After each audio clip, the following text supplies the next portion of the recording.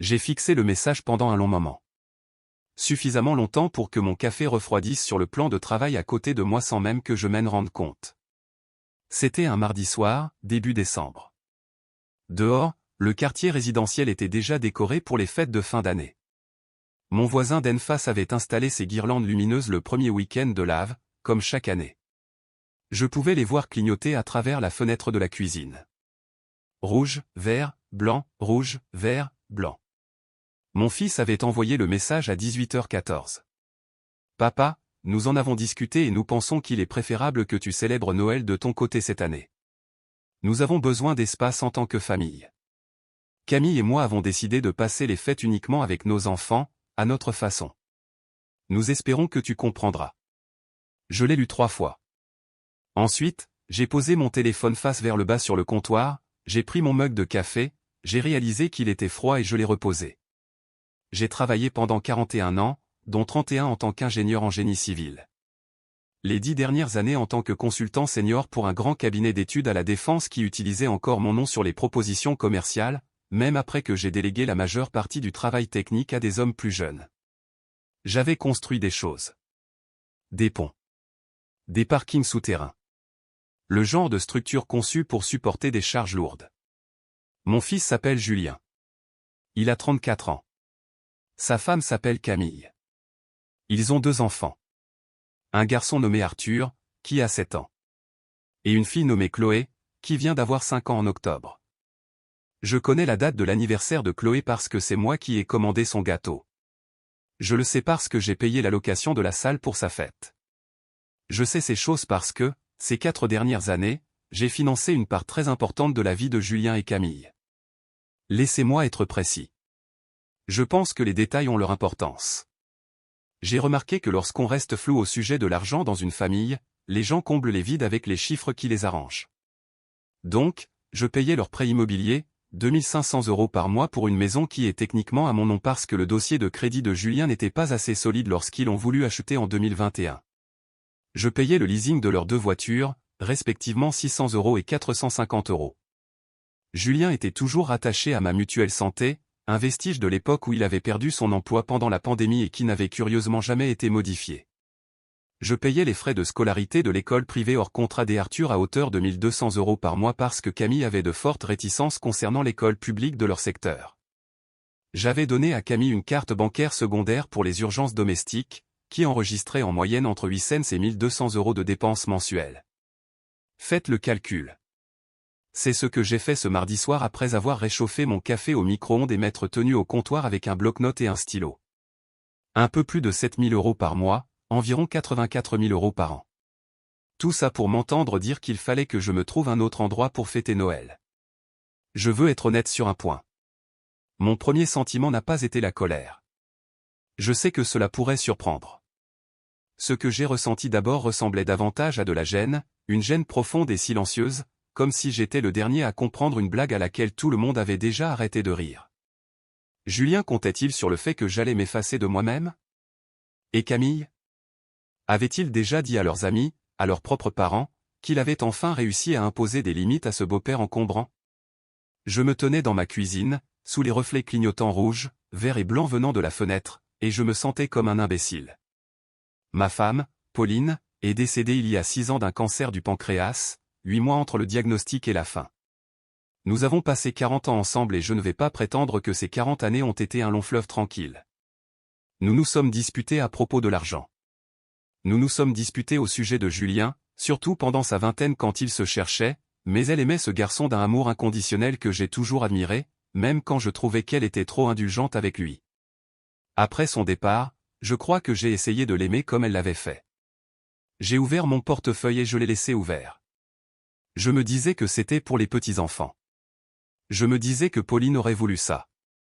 Mais, debout dans cette cuisine, j'ai compris que j'avais utilisé ma générosité comme un moyen de garder un lien avec un fils à qui je ne savais pas vraiment comment parler. Et il m'avait laissé faire. J'ai pris mon téléphone. Non pas pour appeler Julien. J'ai ouvert mon application bancaire. Le prélèvement automatique du prêt immobilier était programmé pour le 15 de chaque mois. Dans 9 jours. Je l'ai regardé sur l'écran pendant un instant. Le nom de la banque, le numéro de compte, la petite coche verte familière indiquant que l'opération était active. J'ai appuyé sur le bouton pour annuler le paiement récurrent. Une petite boîte de dialogue est apparue. Êtes-vous sûr de vouloir annuler ce virement programmé? J'ai appuyé sur confirmer. Ensuite, les paiements des voitures. D'abord celle de Julien, puis celle de Camille. Les deux annulés. Je suis allé sur le portail de ma mutuelle et j'ai entamé la procédure pour radier Julien de mon contrat. Cela prendrait quelques jours, mais la démarche était lancée. J'ai regardé les relevés de la carte secondaire. Camille l'avait utilisé 3 jours plus tôt. 340 € dans un magasin Maison du Monde, 67 € dans un restaurant. J'ai appelé le numéro au dos de ma carte et j'ai fait opposition pour perte. Ils allaient envoyer une nouvelle carte à mon adresse. L'ancienne cesserait de fonctionner dans l'heure. Je n'ai pas annulé les frais de scolarité des Arthur. J'y ai réfléchi. J'ai pris le temps d'y penser longuement, en fait. Plus longtemps que pour n'importe quelle autre décision. Arthur ne m'avait pas envoyé ce message. Arthur a 7 ans et n'a pas son mot à dire dans tout cela. J'ai laissé ce paiement intact. J'ai vidé mon café réchauffé dans l'évier, je m'en suis préparé un frais et je me suis assis à la table de la cuisine. J'aimerais vous dire que je me sentais dans mon bon droit. Que je me sentais puissant. Les gens dans ces situations sont censés ressentir cela, l'éclat net d'une décision prise, la satisfaction d'une porte qu'on claque. Ce ne fut pas mon cas, du moins pas entièrement. Ce que je ressentais, c'était de la fatigue et de la tristesse. Et en dessous de tout ça, quelque part encore présente, cette même gêne qu'auparavant. Parce que j'avais laissé cette situation perdurer pendant des années. J'avais signé des chèques, fait des virements et souri à des tables de réveillon où j'avais payé le centre de table, le chapon, les manteaux d'Yves des enfants. J'avais laissé mon rôle se réduire à celui d'un distributeur automatique avec un visage de grand-père, et je l'avais fait de mon plein gré parce que l'alternative, à savoir une conversation directe sur mes besoins, sur ce qui était dû en termes de simple décence humaine, me semblait trop difficile. Pauline aurait eu cette conversation il y a des années. Elle aurait dit ce qu'elle avait sur le cœur à la table de la cuisine, calmement et clairement, sans jamais élever la voix. J'avais toujours été celui qui fuyait le conflit. Eh bien, nous y voilà. Je n'ai pas répondu au message de Julien ce soir-là. Je me suis couché tôt, j'ai dormi mieux que je ne l'aurais cru, et le lendemain matin, j'ai appelé mon notaire, un homme nommé Marc qui gérait mon patrimoine depuis 15 ans. Je lui ai dit que je voulais revoir mon testament et aussi parler de la maison. Il n'a pas posé beaucoup de questions. Marc est un homme pragmatique. La question de la maison était en fait plus simple que je ne le pensais. Comme le nom de Julien ne figurait ni sur le prêt ni sur l'acté de propriété, une chose que j'avais faite par précaution, non pas par clairvoyance, mais une précaution qui s'est avérée être de la clairvoyance, j'avais des options. J'ai dit à Marc que je voulais envoyer une mise en demeure officielle pour les informer que je comptais vendre la propriété et qu'il devait se trouver un autre logement. Il a rédigé un courrier. Je l'ai signé. Il est parti en lettre recommandée avec accusé de réception jeudi. Julien m'a appelé vendredi matin à 7h52. Je connais l'heure exacte parce que j'étais en train de manger mes tartines en observant les oiseaux à la mangeoire dans mon jardin, j'ai regardé mon téléphone quand il a sonné et j'ai pensé, c'est parti. J'ai laissé sonner. Je n'étais pas prêt à avoir cette conversation debout au comptoir de la cuisine avec une demi-tartine à la main. Certaines choses méritent mieux que ça. Il a rappelé à 8h15. Puis Camille a appelé à 8h47. Ensuite Julien à nouveau, 3 fois de suite, à 9h03, 9h03 et 9h03. Puis un SMS, « Papa, on a reçu une lettre d'un notaire. Qu'est ce qui se passe? S'il te plaît, appelle-moi. » J'ai fini mon petit déjeuner. J'ai lavé mon assiette. J'ai mis mon manteau et je suis parti faire une promenade dans le lotissement, une chose que je fais presque tous les matins de toute façon. Recommandation du médecin traitant, 45 minutes minimum. Les décorations de Noël étaient encore allumées dans la plupart des jardins. Certaines décorations gonflables s'étaient affaissées pendant la nuit à cause du froid, et il y avait un Père Noël dégonflé étalé sur la pelouse de quelqu'un, comme s'il avait passé une nuit très difficile. Je conçois que cela puisse paraître un peu comique. Sur le moment, je l'ai à peine remarqué. Quand je suis rentré chez moi, j'avais 14 appels en absence, 7 de Julien, 4 de Camille, et 3 de la mère de Camille, Monique, à qui j'ai dû parler peut-être une dizaine de fois en 4 ans, et qui a visiblement estimé que c'était le moment idéal pour combler cette distance. J'avais aussi un message vocal de l'ami de Julien, un dénommé Maxime, que j'avais croisé 2 fois à des barbecues, et qui se sentait désormais suffisamment investi dans mes finances pour m'appeler et me dire que je faisais une erreur. Je me suis assis dans mon fauteuil, et j'ai repensé à ce que disait souvent Pauline. Elle avait une expression qu'elle utilisait quand les gens dépassaient les bornes. Pas une insulte, juste une observation calme et ferme. Elle disait, « Tu t'es aventuré dans une pièce qui n'est pas la tienne. » Elle le disait gentiment. Mais l'effet était celui d'une porte qui se ferme. J'ai rappelé Julien cet après-midi-là. J'ai attendu 14 heures, sachant que Camille serait sortie pour chercher les enfants à l'école, car je voulais parler à mon fils seul à seul. Il a décroché avant la 2e sonnerie. « Papa, qu'est ce qui se passe? Pourquoi on a reçu une lettre de maître Dupont? » Parce que je lui ai demandé de l'envoyer, ai-je répondu. Tu es sérieux? Tu vends la maison? Où est-ce qu'on est censé aller? Je ne sais pas, Julien. Où avais-tu prévu que j'aille pour Noël? Un long silence. Ce n'est pas la même chose. Je sais que ce n'est pas la même chose, ai-je dit. Je ne vends pas la maison pour vous punir. Je la vends parce que c'est ma maison et que je rembourse un crédit sur un logement où je ne vis pas pour que Camille et toi puissiez avoir quelque chose que vous n'auriez pas pu vous offrir seul. Et le message que tu m'as envoyé mardi a mis en évidence le fait que tu me considères comme quelqu'un d'extérieur à votre famille. J'opère donc quelques ajustements. Il a commencé à parler des enfants, des Arthur et de Chloé, du fait qu'on ne pouvait pas les déraciner en plein milieu de l'année scolaire. Je lui ai dit que je comprenais. Je lui ai assuré que je n'avais pas suspendu le paiement de l'école des Arthur et que je n'avais aucune intention de le faire en cours d'année. Je lui ai expliqué que, concernant les enfants, j'essaierai toujours d'agir pour leur bien, car ce sont des enfants et ils ne sont en rien responsables de cette situation. Il s'est tu quand j'ai dit ça. Je n'essaie de faire de mal à personne, ai-je repris. Mais j'ai besoin que tu comprennes que j'ai soutenu votre foyer à un niveau pour lequel, franchement, aucun de vous n'a jamais manifesté de reconnaissance ou exprimé de gratitude. Et quand tu m'annonces que je n'ai pas ma place à une fête de famille que je finance, qu'il y a une sorte de critère à remplir pour avoir droit à une chaise autour d'une table dans une maison qui m'appartient, alors je pense que nous avons dépassé le stade où je devrais maintenir l'arrangement actuel. Il a répondu, Camille va devenir folle. J'imagine que c'est déjà le cas, ai-je répliqué. Nouveau silence, puis doucement, d'une voix que je n'avais pas entendue chez Julien depuis très longtemps, peut-être depuis son adolescence la dernière fois que quelque chose l'avait vraiment touché, il a dit, je n'ai pas vraiment mesuré comment ce message allait être perçu. Je sais que tu ne l'as pas fait, ai-je répondu.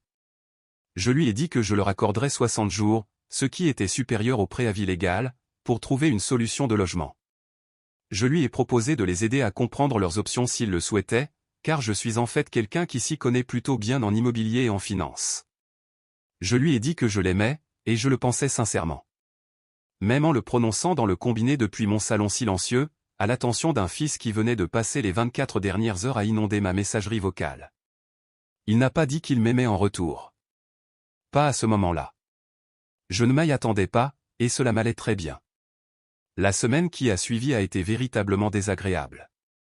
Monique m'a laissé 2 autres messages vocaux. Un cousin de Camille, un certain Benoît dont j'ignorais jusqu'alors l'existence, m'a envoyé un message sur Facebook me qualifiant de vindicatif. J'ai appelé mon notaire 2 fois pour m'assurer que le dossier était en ordre. Je n'ai pas très bien dormi cette semaine-là. Pas mal dormi, juste d'un sommeil léger, comme on dort quand quelque chose de non résolu occupe le fond de la pièce. J'ai gardé ma routine. Promenade matinale. Petit déjeuner. 1 heure de lecture. Je m'étais plongé dans une biographie d'André Le Nôtre, le célèbre jardinier paysagiste, un homme qui a passé des décennies à bâtir des espaces pour l'usage public dont il ne tirerait jamais lui-même un bénéfice personnel. J'y ai trouvé un certain réconfort d'une manière que je n'ai pas cherché à analyser trop en profondeur. Mon voisin d'en face, un ancien proviseur de lycée à la retraite nommé Gérard, a remarqué que quelque chose n'allait pas. Pas parce que je le lui avais dit, je n'avais rien dit, mais parce que Gérard est perspicace, comme le deviennent les gens qui ont passé des décennies à gérer des adolescents. Il a frappé à ma porte un soir avec un gratin que sa femme avait préparé. Nous nous sommes assis dans ma cuisine et il n'a posé aucune question. Nous avons juste parlé du livre sur le nôtre et on s'est demandé si la mairie allait enfin reboucher le nid de poule au bout de la rue. C'est l'une des meilleures soirées que j'ai passées ce mois-là. 12 jours après le premier message, Julien a débarqué chez moi. Pas d'appel préalable. Juste sa voiture dans l'allée à 10h30 un samedi matin, puis la sonnerie de la porte. J'avais les mains pleines de farine. J'étais en train de faire des madeleines, une autre chose que Pauline m'avait apprise. L'une des rares compétences culinaires que j'avais réellement retenues. Je me suis lavé les mains et j'ai ouvert la porte. Il avait l'air fatigué. Il avait perdu un peu de poids au niveau du visage, ou peut-être que je me l'imaginais. Il portait la veste que je lui avais offerte pour son anniversaire il y a 2 ans. « Je peux entrer ?» a-t-il demandé. J'ai reculé pour le laisser passer. Nous nous sommes assis à la table de la cuisine, cette même table où j'avais fait mes comptes sur mon bloc-notes 2 semaines plus tôt. La pâte à madeleine reposait dans un saladier juste à côté.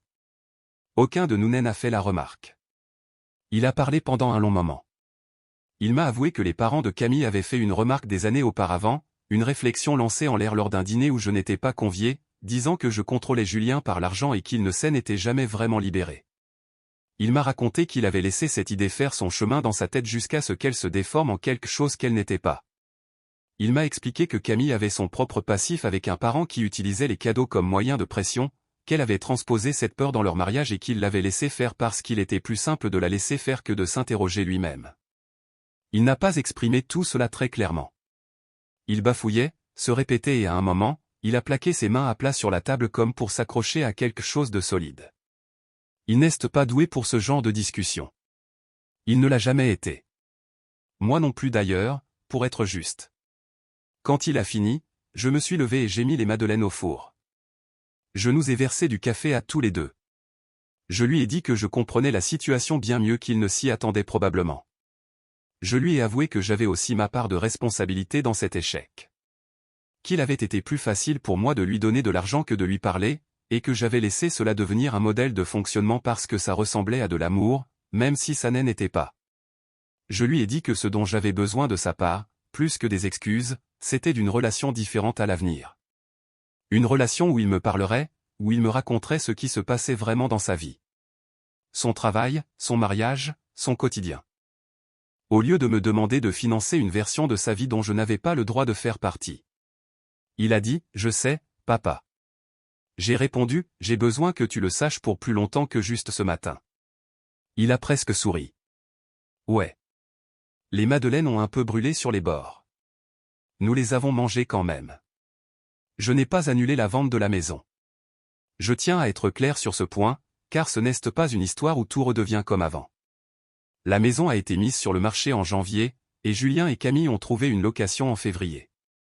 Plus petite, dans une commune différente. Un processus qui a exigé d'eux des conversations difficiles sur leurs revenus et leurs priorités, des discussions que, d'après ce que Julien m'a dit plus tard, ils n'avaient jamais vraiment eues. Je les ai aidés à déménager. J'ai loué un utilitaire et je l'ai conduit moi-même, ce que Julien a contesté mais je n'en ai fait qu'à ma tête. Arthur a changé d'école. Je ne vais pas prétendre que ça a été facile. Il a traversé quelques mois difficiles, mais Arthur est un petit garçon résilient, et au printemps il avait déjà un meilleur ami dans son nouveau quartier et s'était inscrit au club de foot. Chloé, du haut de ses 5 ans, voulait surtout savoir si la nouvelle maison avait un jardin. C'est le cas. La carte bancaire secondaire n'a jamais été refaite. Ce chapitre est clos. Julien et Camille gèrent leurs finances de manière indépendante maintenant, pour la première fois de leur mariage. Et même si je sais que les fins de mois sont plus tendues qu'avant, je pense aussi qu'ils en sont tous les deux sortis un peu grandis. C'est la seule façon que j'ai de le décrire. J'ai passé le dernier Noël chez Gérard, ce que je n'avais pas prévu, et qui s'est avéré inopinément très agréable. Sa femme avait préparé un magnifique chapon rôti. Il y avait des petits-enfants qui couraient partout, que je ne connaissais pas, et qui ont semblé accepter ma présence avec cette grâce naturelle qu'ont les enfants lorsqu'ils sont au chaud et qu'il y a de bonnes choses à manger. Julien m'a appelé le matin de Noël. Nous avons discuté pendant 40 minutes. Il m'a parlé du foot des Arthur et de la nouvelle passion de Chloé pour le dessin de chevaux, et à la fin il a dit, un peu maladroitement, qu'il espérait que je passerais une bonne journée. Je compte bien en profiter, ai-je répondu. C'est une chose étrange de devoir reconstruire une relation avec son propre enfant quand on a la soixantaine passée. Il n'y a pas de manuel pour ça. On ne peut pas revenir en arrière pour avoir les conversations qu'on n'a pas eues. On ne peut que commencer à les avoir maintenant, de façon imparfaite, autour d'une table de cuisine avec des madeleines légèrement brûlées, et voir ce qui va en germer. Je pense parfois à Pauline dans ces moments-là. À ce qu'elle penserait de tout ça. Je crois qu'elle me jetterait un regard. Pas un regard déçu, mais plutôt amusé. Ce regard qu'elle avait quand je mettais plus de temps que prévu à comprendre quelque chose. Et voilà, dirait-elle. Tu as fini par comprendre. J'espère qu'elle a raison. J'y travaille. J'ai eu beaucoup de temps pour digérer tout ça. C'est l'une de ces choses concernant le vieillissement à laquelle personne ne vous prépare vraiment. Vous vous retrouvez avec beaucoup de temps calme. Et dans ce silence, vous commencez à voir clairement des choses que vous avez regardées de travers pendant des décennies. Ce que je comprends aujourd'hui, et que je n'avais pas totalement saisi en me tenant dans cette cuisine avec mon café froid, c'est que ce qui s'est passé avec Julien ne se résumait pas à un simple SMS ou à un repas de fête. C'était l'aboutissement de plusieurs années de choix.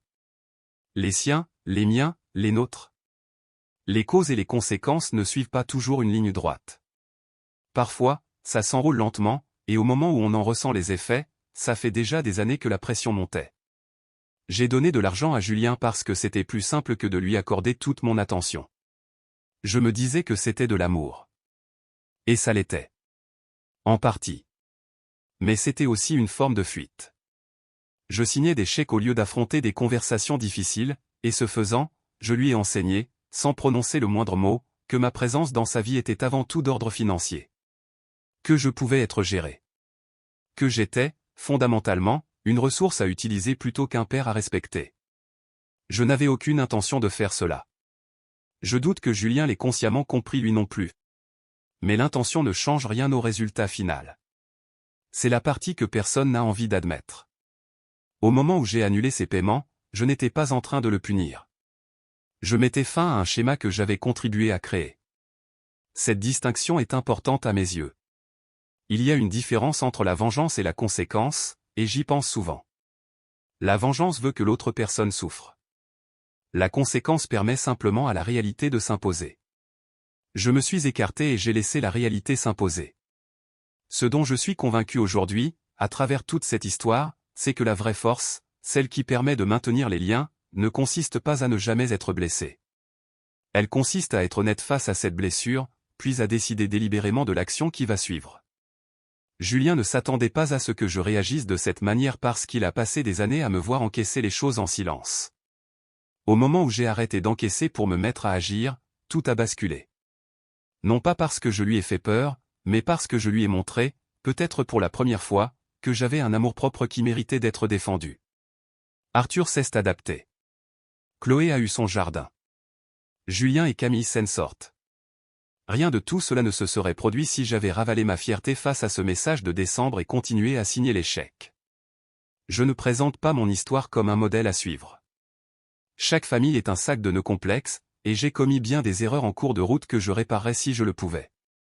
Mais je pense tout de même qu'il y a une part de vérité là-dedans. Les gens qui vous aiment vraiment, peuvent supporter votre honnêteté.